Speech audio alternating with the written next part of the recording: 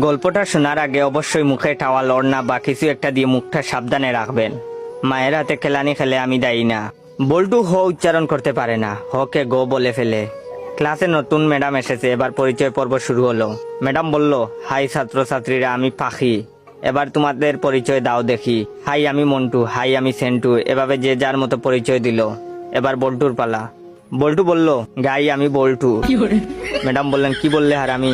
বল্টু বলল, গাই বললাম, আপনি আমাকে গাই বলেছেন, আমিও আপনাকে গাই বললাম। ম্যাডাম বললেন, কি তোর সাহস কি করে হলো আমাকে গাই বলতে? কে তোকে এসব বলতে বলেছে, বল আমাকে।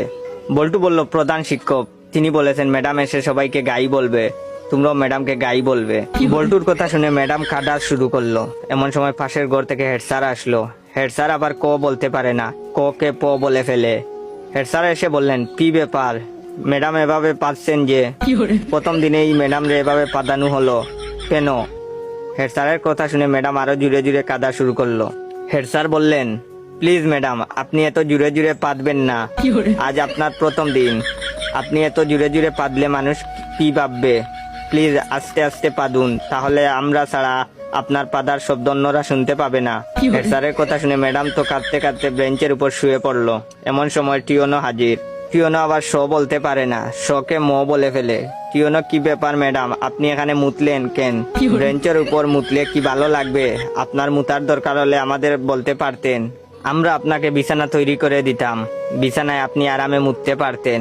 এমন সময় শিক্ষামন্ত্রী হাজির। শিক্ষামন্ত্রী আবার উপরের সবগুলো সমস্যা বিদ্যমান। শিক্ষামন্ত্রীকে যে যার মতো ঘটনা খুলে বলল। বল্টু বলল, আমি ম্যাডামকে গাই বলেছি। হেড স্যার বললেন, আমি ম্যাডাম রে আসতে পারতে বলেছি।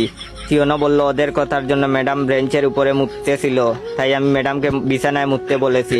তখন শিক্ষামন্ত্রী বললেন, ও বুঝেছি, গাইটা পাততে পাততে বেঞ্চের উপরে মুতেছে। এটা শোনার পর ম্যাডাম তো বেহুশ।